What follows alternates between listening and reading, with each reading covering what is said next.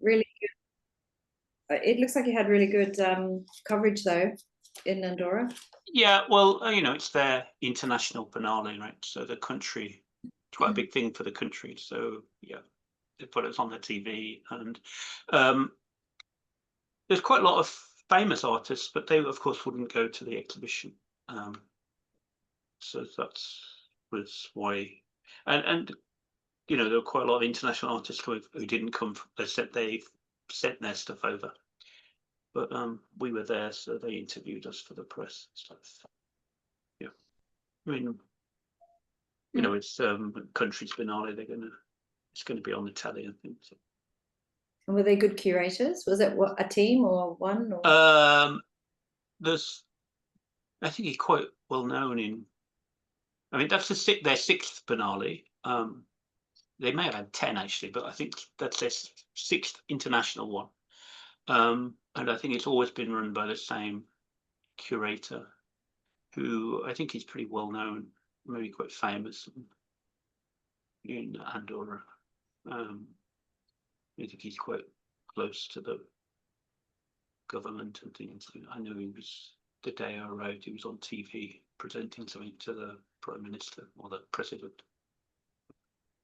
Yeah, they're good team. You obviously know what they're doing. They've been doing it for a long time. I was in a biennale last year in Turkey, and that was the first one they'd ever had. It was a lot less professional. It was a lot more mixed up. This was much cleaner, a lot easier to deal with. And are you getting those opportunities because you're just applying when you see the open calls? Yep. Fantastic.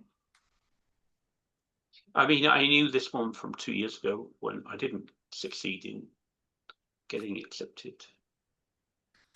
Yeah. No one. Well, that's not true. For the light art, people invite us because they know our work sometimes, but the rest, all application. And the Nicosia opportunity, is that something similar? Yeah. So we applied to the Comagene Biennale a year ago, which was the first one. The second one actually. Sorry, it was the second egg one. And then some Turkish friends pointed out that there was going to be this Nicosia one, the first one, and so we applied, and we were accepted. Yeah, I don't know how this will work out because it's the first one. It's always a bit difficult to predict how they're going to handle it all. Yeah, it's very similar to the one I think well, this one's indoors, right? It's not. It's in the city. It's not. The one in Comagene was in the landscape. This will be closer to the one in Andorra. I don't know. The buildings from what I've seen, look very interesting old buildings, but I don't know. I haven't been inside or anything. Let's see. How was your exhibition, or is that still on? It's still on until the end of this week. What's your relationship with that gallery? How did you come by? He was someone who was working at Messams and I met him at Photo London, and I just started talking to him because he was showing a contemporary Chinese photographer, and it was a take on, I can't remember, is it Yan? You know, the photographer was Add 1 Meter to a Mountain? Do you know that work? Maybe I don't. There's a contemporary Chinese artist, I'm sure it was sort of in the 90s.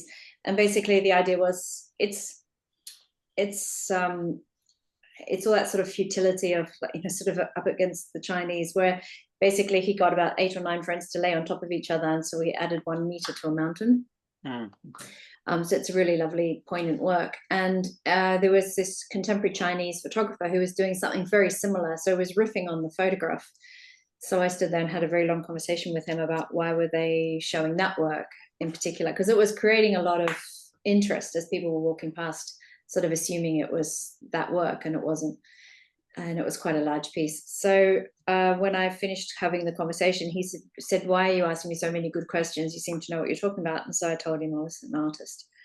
And I said, "Okay, so who would I come and speak to if I wanted to speak to Messams?" And he said, "You'd speak to me." So I was like, "Oh, okay." So that started the conversation. And then he left Messams and went to work for Windsor Birch. So yeah, so it's just one of those things of having a conversation with someone.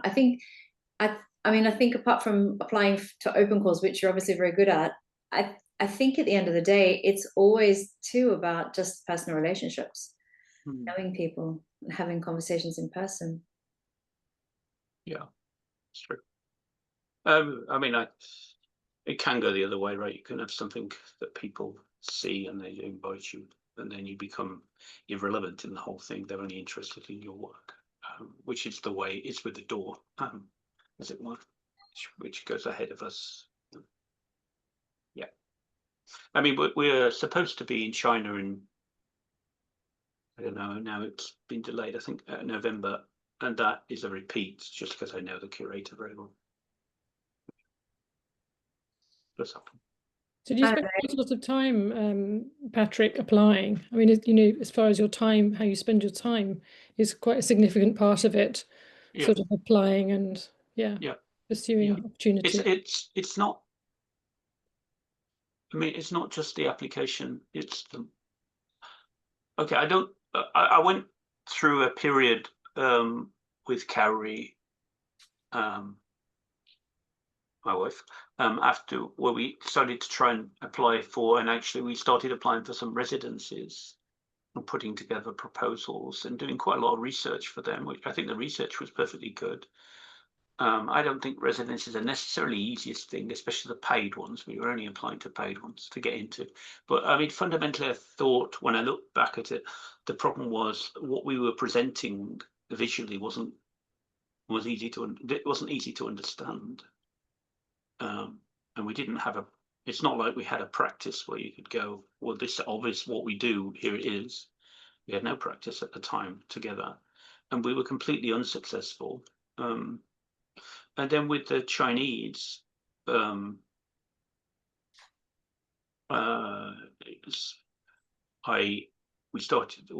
were applying to some stuff, and we started making 3D models. And then one of the group had a background in games, and you could take the model that I was making and put it into some landscape and make it look very real. And that made a massive difference. Just suddenly, especially when you're making sculptures that could potentially be quite big and expensive to make, it's very difficult to just give a little sketch unless you're a draftsman or draftsperson of what you're. And I'm not, or I don't know. I can't do that very well. And that made a massive difference. And then so now I'm the one who can 3D model for both practices. A lot of my time is just making a model of what we're proposing, which can, in some cases, take an awful lot of time. And as they get more and more, I mean, for example, the dolls that we're showing Andorra,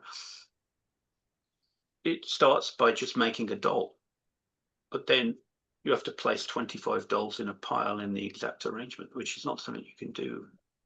You have to actually physically drop them. So you have to write a program that physically drops them and has them randomly arranged. So, and then you somehow have to cover them with the colors and stuff. It is a whole huge process, actually. Not 5 minutes work, it's weeks of work, actually. So each application is a lot of time. And you know, and a lot of the case, you know, for example, the door was exactly the same, but without it, we wouldn't have been able to make it because we needed an exact model that we could give someone to bend and stuff. So, or we print some of that stuff in China with 3D print. So there's no real way out of it, but it's kind of, without it, the practice was not going anywhere. Actually, I don't think we would have any success.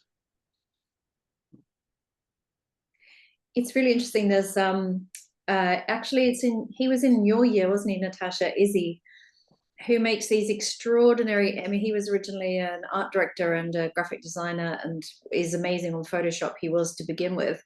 And now he uses AI to make the most extraordinary sculptures and placing them in sort of, I don't know, gallery spaces, warehousey type spaces. And you look at them and they just look so real and extraordinary. Yeah, he's very good with that. I am very not good with that. Yeah. But it almost goes the other way, I think, with his work, because he's so good at it. He actually gets a lot of kickback on social media sometimes because people are fooled into thinking it's a real piece of work, and they get upset with him when it's not. And I was like, well, it is what it is. If you're looking at social media and expecting it to be real and it's not, whose fault is that? Yeah. I mean, it's not entirely true, but I very rarely show the image that we make on social media or anything or anywhere. But a lot of the images we make look very, very realistic, but we normally don't show them. In some cases, the final what we make is never as good as the image that we had that submitted for the proposal. It's a bit frustrating, but yeah, it's not the work for us. Occasionally we use it, but not very often. The work is always the physical thing. But we have made some digital stuff, but it's not really what we're interested in. Are they wanting it to be exact? Are you ever have any? That depends, right? I mean, depends. Yeah, firstly, it depends if they're paying.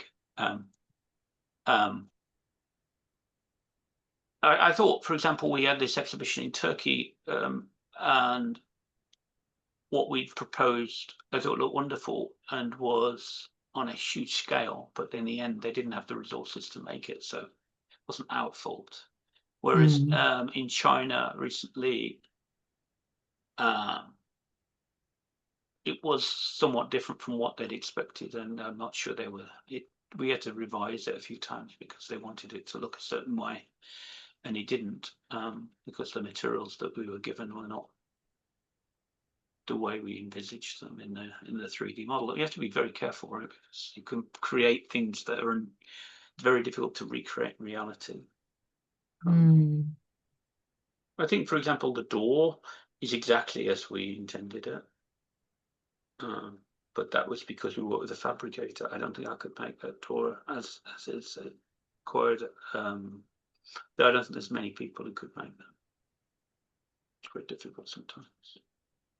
Yeah, on the whole, they're pretty close to what we envisage, but it can be tricky sometimes. I think it depends, right, what you're applying to it. For example, Andorra, I think it looks exactly like our image, but of course all the materials are completely different because I couldn't know what materials I'm going to be able to buy when I actually come to buy them.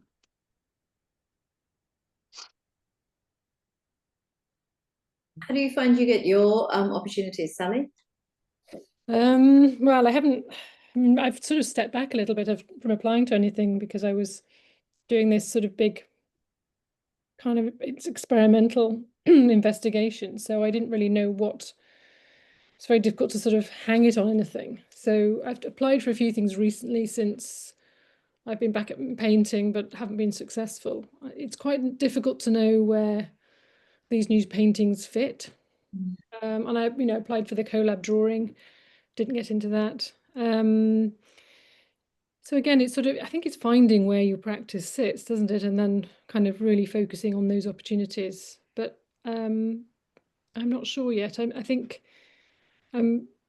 everything's been too experimental, I think, for the sort of more traditional painting opportunities.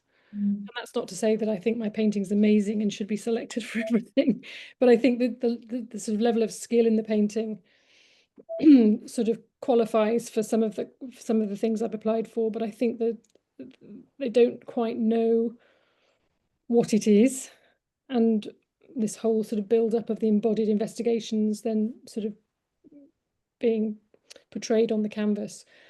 It's not representational enough, it's not abstract enough, it's not observational, but it's not totally sort of imaginative, mythical, and so it's very difficult to sort of slot it into one of the things that they seem to like for particular shows. So don't know. I'm going to keep applying, but when an opportunity comes up that seems relevant, but I'm also being quite selective and trying to kind of keep my paintings close at the moment, because they're building in size, but they're also building in how I'm developing the use of the space in the canvas, on the canvas and everything. So I'm sort of hoping that eventually I'll have a body of work that may look more attractive to some of the bigger competitions. Do you invite people from outside the Rupture, because you've got such a rich group of Rupture people there, but do you invite people from outside Rupture to come to see the work or discuss the work with you? Yes, I mean, yes, and we've had a few people, but I suppose personally, I haven't invited anybody for the last couple of years, because I really have spent most of that time not knowing what I was doing. So I was really just head down and sort of investigating the subject. But I think next year that's something that I will be sort of thinking when I feel a little bit more comfortable with. I don't need to know what the paintings are as such, but just a little bit more comfortable in this painting practice again. But we'll see. I mean, I'm always looking out for opportunities, and we've always got new people coming to Rupture. But I think I also need to look further afield. I think, Rupture has a certain, not a demographic, but we get lots of repeat visits and lots of, which is great. But I think there are other things I need to explore. And I know you mentioned residencies and stuff, but again, finding a residency that feels right at the moment is tricky. I think I find them. I mean, I can find stuff that looks exciting, but they're usually 3 months or more. And I find that quite difficult to imagine my doing that. Even the 1 month residency in China we recently went on, I found too long. I'm not really sure I want to go on a 3 month residency. I don't know. And I have a feeling that a lot of the residencies are targeted to younger people, maybe. I don't know. I mean, I was in China and I met quite a few people who were whole practicing to go from one residency to the next residency, and they were well, that's not my practice. I couldn't do that. But yeah, there are people who would do that. I met a Korean girl on the Arctic Circle, and she literally does that from Korea. She just goes from one to the next. How exhausting is that? But she just, 1 minute she's in Paris, next minute she's London, next minute she's, and it's just extraordinary. I don't know how she does it. You have to have a certain practice for that. My practice wouldn't work, I think. And I also, well, I don't know, maybe I could refocus the way we think about it. But yeah, I mean, you could say that the Turkey, Andorra are all, and China are all effectively residencies, but they're very short. They're just as long as it takes to make it, and then we leave. But they're normally 2 weeks or something.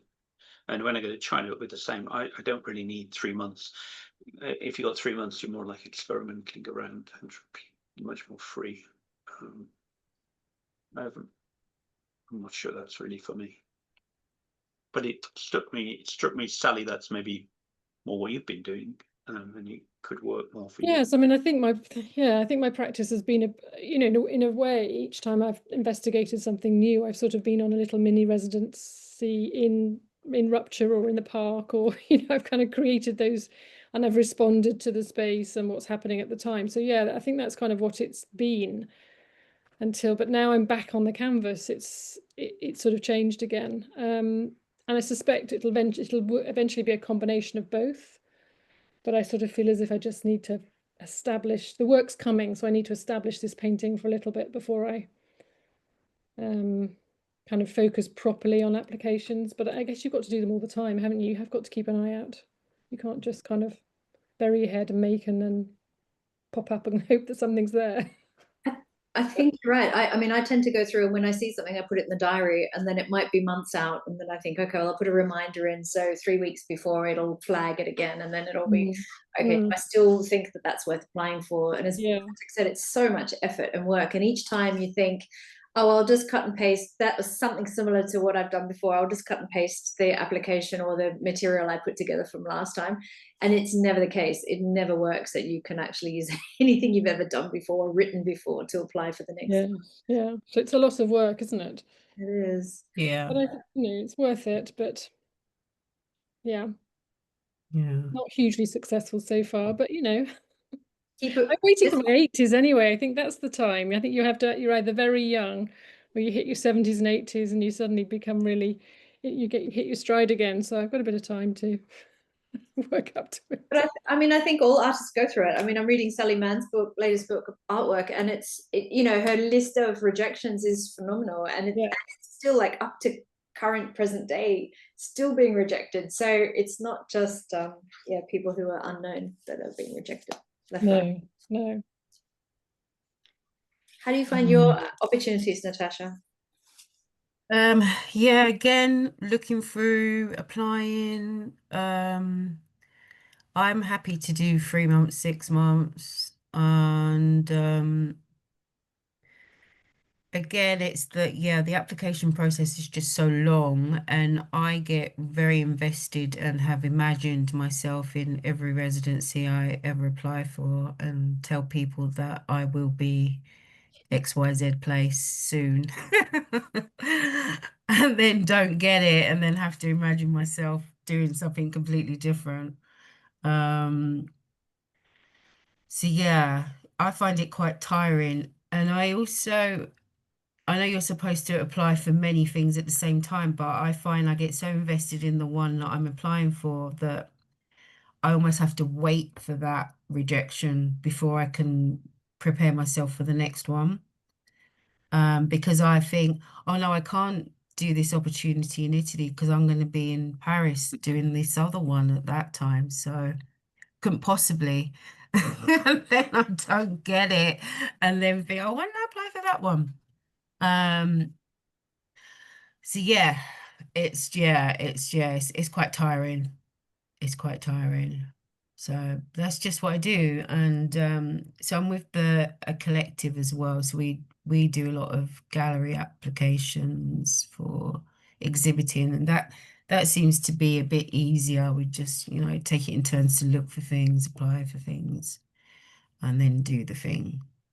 We say it's a lot easier as a group to apply, right? Because firstly, it's quite disappointing when you fail, but as a group, it seems to be easier to cope with, I think. Plus, as a group, you can get through 1,000 more things than you can get through by one person. That makes a big difference. You can take it in Huge turns, difference. and then you can just move on to the next.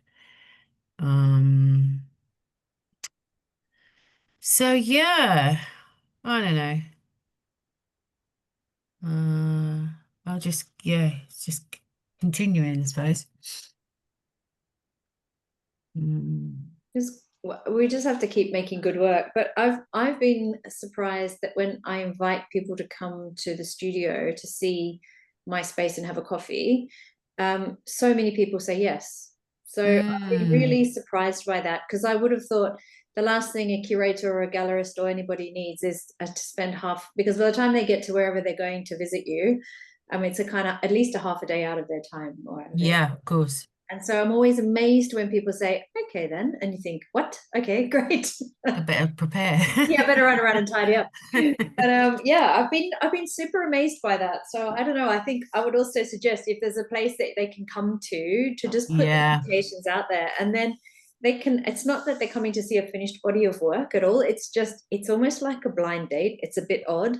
But it's sort of like a hi, welcome to the space, have a coffee, and this is kind of, I'm working on a bit of this and a bit of that. And I think if they're good, they very quickly look around the space and will catch that eye that they want to ask you questions about. it might not necessarily be what you're trying to show them, but I just think it's worth trying. And a couple of times it's been literally DMing someone on Instagram, which I can't believe works. I mean, a few have been like meeting them at an opening and saying you must come, and they say yes, and I follow up, or like the guy from Photo London. But a couple of random DMs on Insta, and it's worked. So yeah, it's good to know. I haven't got a studio at the moment. I had one for 9 years and I left it when I finished at RCA because I wasn't around much. I was traveling quite a bit, and then my practice kind of changed, so I needed a different kind of space.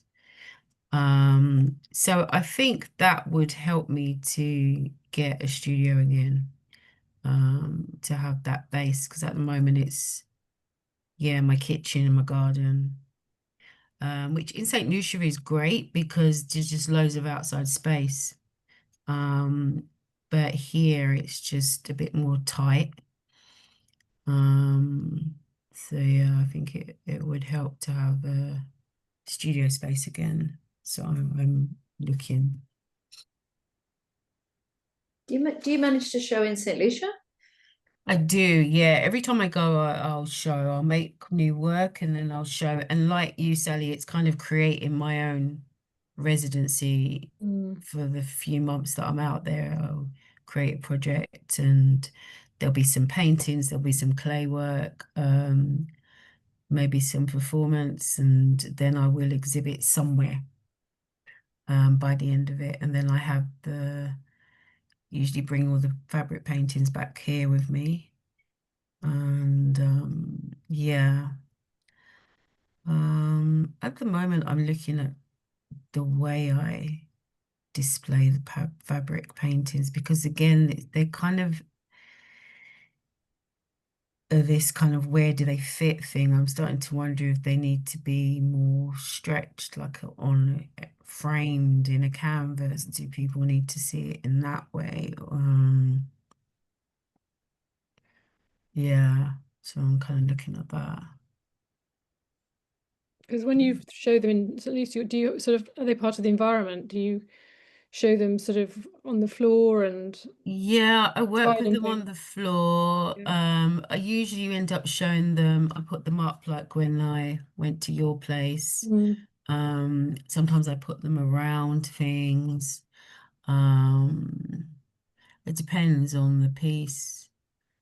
Because sometimes it's finding just the right environment, isn't it, to show them? Because yeah, in a way, it would be a shame to stretch yours just to sort of, they just become like everybody else's stretch paintings. Whereas because yours interact with the environment, I can see them wrapped around trees or in a forest or, but it's finding somewhere that has that opportunity that kind of becomes something you can invite people to. It isn't just something that you document in a moment. yeah, But that's tricky, isn't it?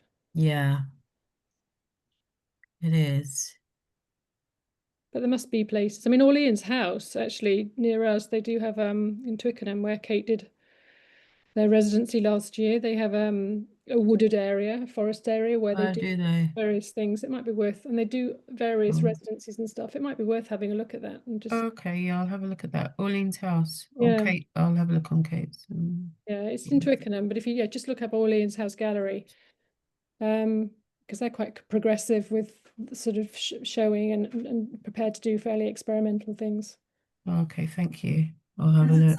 Is it sort of institutional sort of focus? Like, how would you describe their space and their work they're showing? It used to be really traditional, and it's sort of council. It's the arts part of the council, but we're really, because Richmond have a really strong art department. They've sort of put a lot of emphasis on having a progressive team. So the shows they now have are really quite exciting. So Libby Heaney, I don't know if you've heard of Libby Heaney, but she works across installation and I think she's a physicist as well, but all sorts of things. She's doing a new show opens this week, I think. So they have really sort of exciting work that you wouldn't normally see in that type of gallery. They have an open call at some point. They did last year. I don't know. I didn't see it this year for solo exhibition. I think maybe that's what Kate applied for. Yes, I think Kate applied for the Artist Make Space, and then they approached her separately and said, actually, this bit isn't quite right for you, but we could offer you this, which would be better fit for your work, which is how we got, or they got the whole stable space. But they're quite sort of, they do have open calls for various things, but they're also quite open to people approaching them. And they've got this 10-year project of cultural reforesting, which is what we were part of, the festival we were part of, and that's got another, I think, 4 years to run. So again, that's a very sort of international project. So they have lots of international artists that they invite to do fair. So it's worth having a look at to see if anything resonates. Sure. Because it's not your typical kind of council-funded environment. With it, and I say the team are really good to work with. Mm. And are they getting their funding from sort of Arts Council England, or? I think it's council funded, and then it's supported by the Arts Council for particular projects. I think the cultural reforesting is Arts Council funded. So yeah, but I think that, as I say, Richmond's a reasonably wealthy borough, but they've managed to kind of capture that. I think that whoever runs the art department, the section of the council, is very supportive. But of course that can change overnight, because you only need a change of council and suddenly the funds get redirected. But yeah, they're quite an interesting gallery. Interesting. Patrick, have you ever presented at any symposiums with your work, or any of your ideas and concepts? No. Well, normally when you do a symposium in sculpture, you go there and make, right? I mean, I have a friend who was at one in Bulgaria over the summer. You know, you go there 2 weeks and you're expected to make something. You order the materials and you know, they're usually quite small, maybe 10 sculptors, and each of them makes inside their practice. So I don't see how I could do that with the Chinese, because then they rely on other people making the work. I could do it with my wife. It would be difficult with the Chinese, mostly because the work is very big. I have thought about applying with my wife, but no. I would have applied to the one in Bulgaria, which was very interesting, but I didn't see it until too late. But yeah, I mean, a lot of, for example, there's one at the moment in Argentina, I saw they give you a lump of stone and you have to carve it. I don't think I want to go for that. They give you a big piece of marble in 2 weeks and whatever a team of people to help you carve it. That's not really my cup of tea. Oh God, we need Irene. I think she's on the group. Irene Posner or whatever her name is. She works up in Carrara. She'd know what to do. But there are some, and they're quite interesting, I think. But I haven't done one yet. Maybe I will try. I've never even applied to them. But the one in Bulgaria I saw was quite interesting. They're normally in the summer as well. Yeah, I just think if it's an area that your practice is concerned with, and it's actually a whole bunch of academics and people discussing around that topic, I think it would be really fascinating to. Yeah, I mean, I've looked. I do see it occasionally, but you know, a lot of my work is been in the land art world. But yeah, I don't know. Yeah, I think also it tends to be the case that you need to have quite. Not necessarily, actually. I usually assume that they're quite experienced. And in the case of my wife's practice with me, we've only been making work for 2 years together. So it's quite, and we haven't got that many. We've only ever made 4 works together, even though we've been in like 20 exhibitions. So we don't have a great deal of experience. It might be a bit tricky with that portfolio. With the Chinese, we have quite a big portfolio, but I don't think that practice works well for that type of thing. But maybe my wife's. Difficult, isn't it? Because part of building your practice, you have to have these other experiences of residencies and exposure through shows and open calls and stuff. But if your practice isn't as developed, you know, it's Well, very it takes time. You just have to. yeah, you just have to keep going, don't There's you? kind of a pecking order, and you can't jump ahead of it. You Can't need to jump, get no. certain things need to happen before you can go to the next level. It's just the way it is. So, Yes, yeah, And it's always that thing that you have to have done it before they give you the opportunity to do it. yeah. You just need that, Yeah. you know, they always say, don't they, you just need that lucky initial break, and you kind of, once you've broken through that ceiling, you can then it sort of starts to flow. That certainly works like that for painting, but yeah, well, I mean, you could, for example, the door has now shown probably been seen by about 2 million people. You could say we broke through with that, but we only made the door. It's only one work, right? I mean, we are going to show it again and again and again. It's still a long list of exhibitions, but it's still only one work. That's what I meant. We've only made 4 works. We may have shown thousands of times, but we still haven't made many works. It's like really painful. Every single exhibition is, you know, that whole process of getting accepted was quite hard. There's no freebies, if you like. Well, I was listening to Kerry James Marshall, who's got the painting show at the RA at the moment. I think might have been his Cultural Life or something he was being interviewed on. And he was saying that ever since he was very small, he just wanted to make work for institutions. So his notion was to make work for institutional spaces, museums. And I thought, that's just such a great thought. But how do you do that? How do you just make institutional work? Well, I could argue that Kappa only makes biennales. It's actually only ever been in biennales, but it's pretty tough thing to aim to do. That's why we don't make many works, because it's not an easy thing. It made a big difference for the Chinese, for SSG, because we were invited to do a solo exhibition, and then we could make 10 works.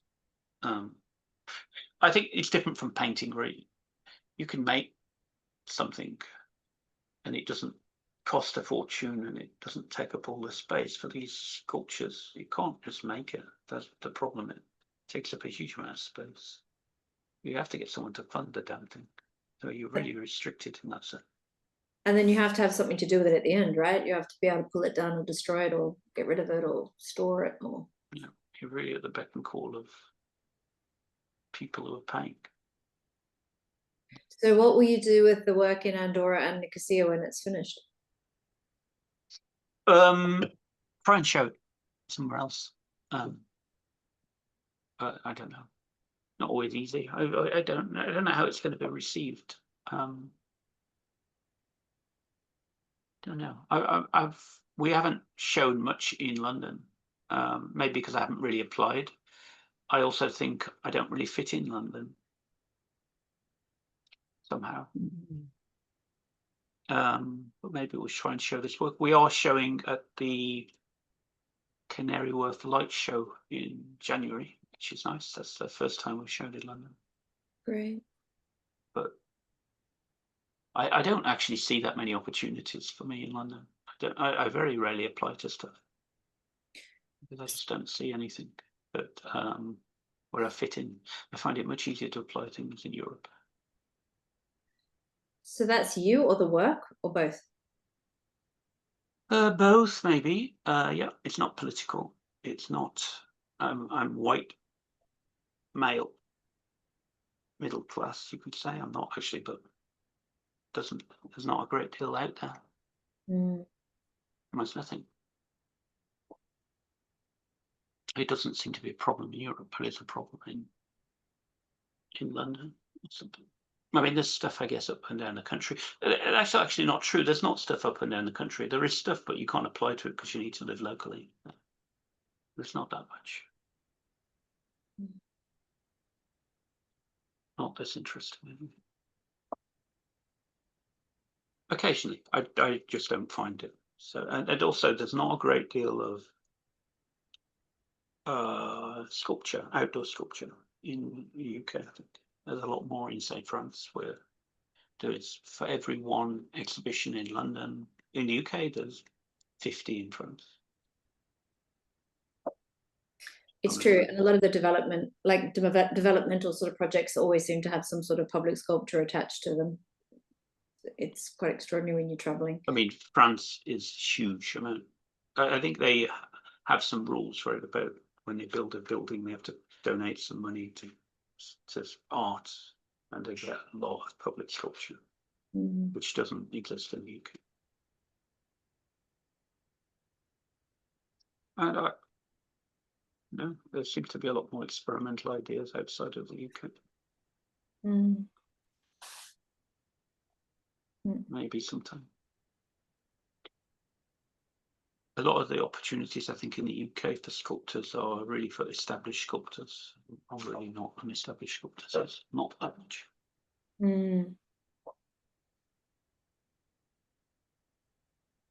Hi, Zhao.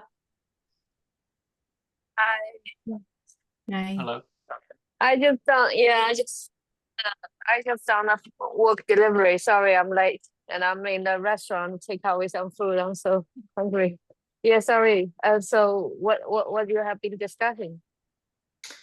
Opportunities, biennales, how to find opportunities for exhibiting.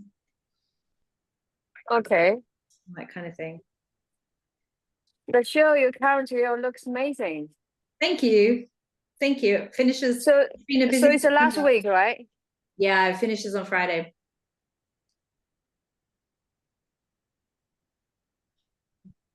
Hello, I think I lost you. Ah, yeah. The show finishes on Friday.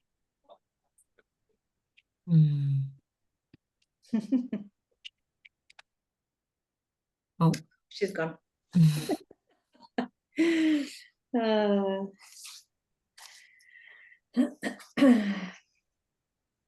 How are you finding this new role, Sharon? How is it working for you in developing your practice? New, did you say new role? I mean, running the group, I think. Yeah. Oh. Is it working for you in your practice in the way you wanted it to? How are you incorporating it? To run this? Yeah. Do you know what? It feels like it's we're kind of in between stages of Jonathan. You know, this group used to facilitate Jonathan's lectures, and now he's obviously slowly less and less able to appear. And so he was here, he was on the call he's missed this week and last week, but he was on the 2 weeks before that. So it's down to his health, whether he's here or not. But he seems unable to be able at the moment to present anything. So it's up to the group how we want to take it forward. And I think there's a value in all being together as a collective and discussing things. But it's not down to me. I mean, I'm happy to facilitate the meeting, but it's not down to me to run it or to have, to hold the agenda necessarily, or to. No, I just wondered if you're using anything in your practice after, like, are you taking things from it, or I don't know, like for yourself, just on a personal, I don't know, maybe like you use it as a teaching exercise for yourself, or I just wondered if you were, if it was like an active practice research or. It's a good question. No, not consciously, but I mean, who knows, you know, how these things can influence you. I just think Lester asked me to run the group because he needed to step back at the beginning of the year where he had so much architecture work and he wanted to travel with his wife. And so I stepped in, and it was about that stage that Jonathan became very unwell. So then we decided to keep the group going and ticking over, and we ran a project called I Am Human, where we did that book. And that kind of kept us all going and discussing, and in and amongst other things, we ran that sort of along, sort of towards the back end of summer starting. So that was good to keep us discussing things. And I think there's real value in meeting up as a group. So I think to actually have conversations, like when we went to the Folkestone Biennale a couple of weeks ago, just to spend the day out with, I don't know, there was 5 or 6 of us. Yeah. And random gallery meetups. I think it's really valuable to have these conversations together, to just talk about our practices and, you know, where we find opportunities, where we don't, if there's an idea we want to, you know, to try out on the group. Yasmin did a great presentation last week where she's presenting well, it might be the end of this week, she's presenting to the group, so she wanted to try it out on us and discuss and for our feedback. Those things are really valuable. But we, yeah, I could imagine so. yeah. And it So kind of yeah, so I'm happy to help facilitate that for now, but I don't want the pressure of trying to work out what it is that we're all going to do when we come on. And tonight I thought I was going to be the only one on the call because everyone was dropping out on them. Well, that's almost like could become, yeah, I think it's helpful definitely to have a group to meet and talk and discuss things, and kind of create a momentum. But I'm thinking for myself, if I was facilitating, I feel like it almost gives me like accountability, like it would give me extra impetus. And I'm just wondering almost if it could be like it's a project in itself, like what comes from the meetings and yeah, thinking out loud. I mean, you know, the next few weeks we've got a rota of people that will present. So this week we don't have anyone, but next week we've got Kate. I think the week after it might be me or Lester. So the opportunity to present what you're thinking about, what you're doing, what you're putting all together is a great. It's great to have that deadline and that sort of something Definitely to put together for. But yeah, there's that. I mean, there's an extraordinary archive of Jonathan's and all his material and his readings and things, which is amazing sitting there. But how we take that forward and what it is what we all want to do with, you know, our connection is another question. Yeah. I mean, that's one of the things I miss about college is that just constant discussing of stuff. Yeah. Even though at the time you're thinking, oh, so many questions, but yeah, I miss the questions. What would you like out of it, Natasha? What would you like if you logged in on a Monday night? What would you want? I like that it's there, but it's probably quite selfish of me because I'm not often on it, even though it's written in my diary week by week, believe me. And I like this kind of the fact that it can be free flowing and that it is what it is, and that you get something from what you are presented with at each time, no matter what it is, to be honest. I've always come away feeling it was worthwhile. Even if it's just listening in, if it's presenting a discussion, a lecture, there's always a value. I think it's quite valuable in the sense that it's you know, I talked to a member of two groups. I can have conversations with those people, but this group is quite dynamic in the sense that it's a variety of people. You never know who's going to be here.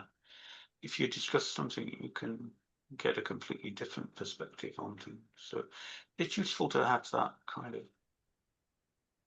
thing there.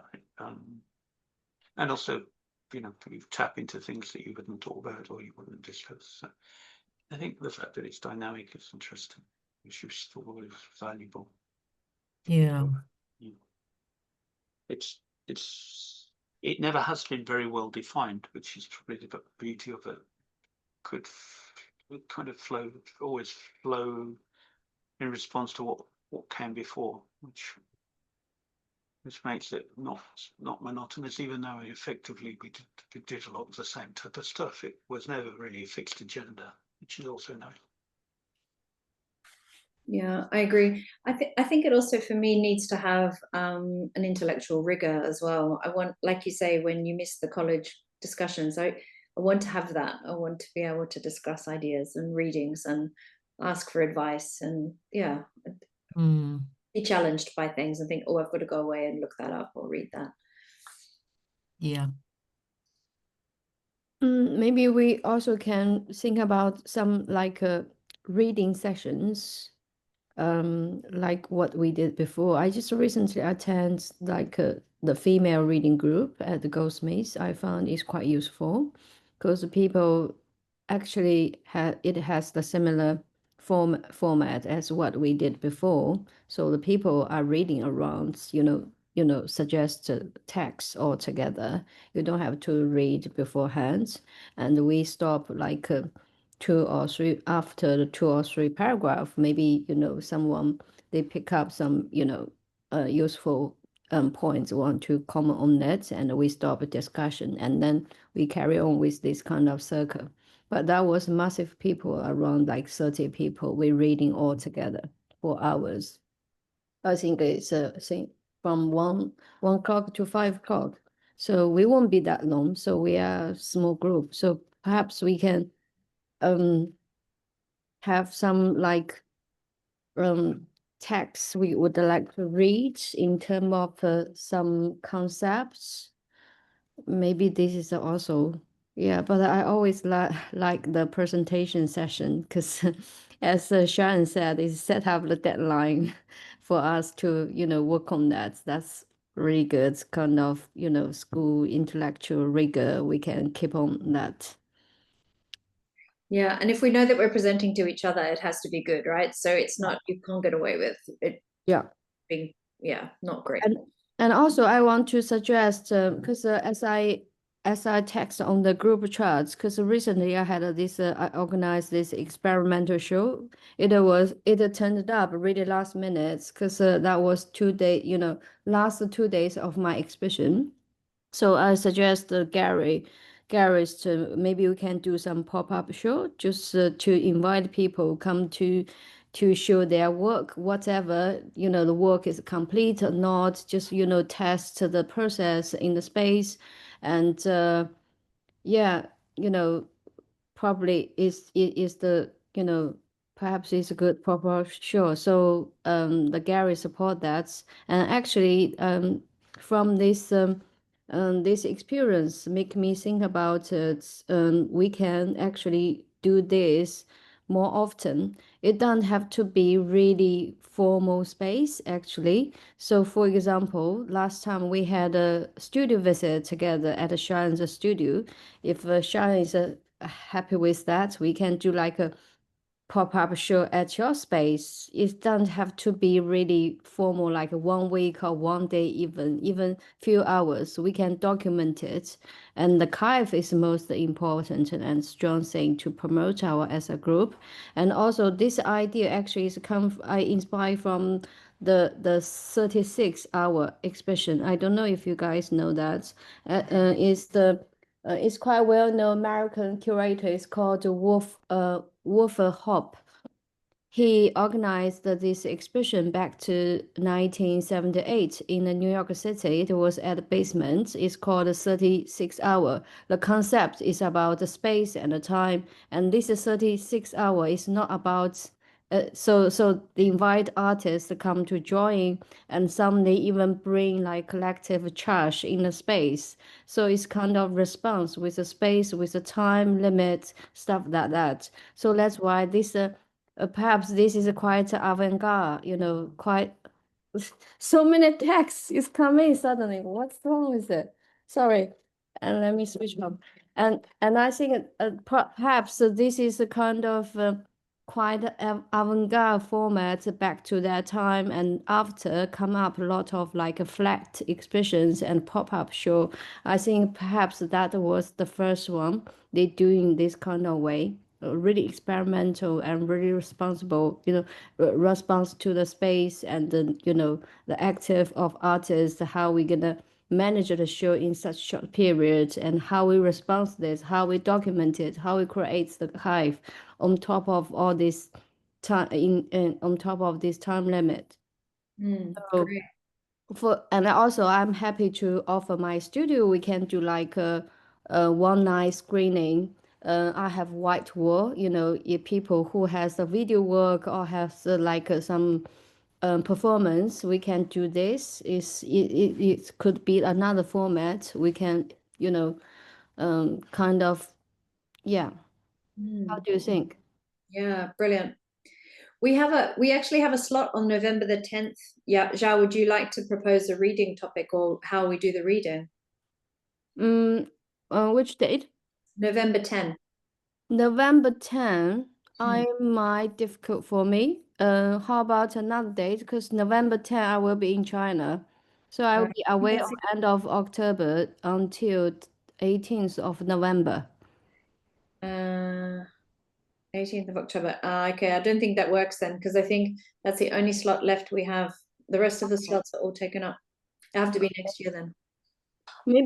Maybe next year I can lead one like a reading session, or Yeah, that would be great. perhaps could do like one screening session in my studio. Brilliant. How about that? Sounds great. And you know, when people coming together in person, perhaps you have more, you know, interactions. You know, perhaps I can create some good fun. It's always great. It's the same when we see galleries and we all meet up. Yes, exactly. We can also go to see the gallery as well. I think there's oh I should see the Folkestone one. I haven't seen it.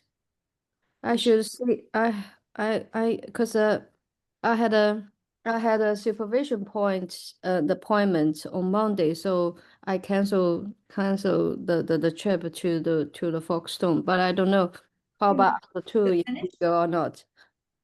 I don't know if it's finished. To check. Also, have we now switched to 1 hour sessions? Yeah, so we're kind of, our time's up. That's not what I meant. That's not what I meant. If you wanted, you could make more time, because you have a 2 hour session if you wanted a reading. Correct. I think it was just Lester and Kate and a few people saying it's such a commitment to meet up every Monday. So if it could be just 1 hour or every second Monday. And then the idea of every second Monday just started to seem like it might get too confusing for people. Yeah, I think so. I think we should just carry on this, whatever how many people join. Yeah. I will always make option is effort pretty to good as join. well. I will always make effort to come back, you know, come to join. Sharon, I'll take that 10th stop. Oh, will you? That'd be great. I don't know what I'll do yet, but I'll do something. Okay, make a presentation. You could propose readings on a topic that you're interested in or whatever. Okay, I'll put it in now. Thank you, Natasha. that's right. So then we've got everything right through till Christmas. If the next slot, I would like to propose the reading session like art as experience. I think this perhaps is kind of quite relevant with most of us. Art as experience. Great. But to Patrick's point, you know, if we do need to make it longer, or if it's running on, there's no point to, it doesn't have to be switched off. It was just to give people that possibility that, it's only an hour commitment. I can go on to do something. Yeah, it helps because I have another meet at 8 o'clock on a Monday. So it's good to get a rush. Yeah. You have another research group to go. So it's good to give it, spend a lot of time on Zoom. Back to back. So next week is Kate presenting her transfer paper on her sexual violence and in the V&A Museum. So she's done a lot of work on that. Okay. Wow. And then the week after, we're going live to Sri Lanka. And Chada's going to be at her exhibition presenting. She's going to make a recording, but she's presenting an exhibition and performance in what's the main city? I've just forgotten. Sorry. Sri Lanka. Oh, its capital. Anyway, she's walking from the gallery to the port. Oh, nice. And so she's going to record that for us, and then she's going to present it back to us for the call. She's going to be up at 1 a.m. I think. Colombo. She's in Colombo. Oh, okay. Brilliant. All right then. All right. Shall we call it a day? Thank you. Okay. Thank you. So nice to see everyone. Yes. Thanks very much. It's been valuable as always. See you. Bye bye. Bye. Bye bye. I mean, did I miss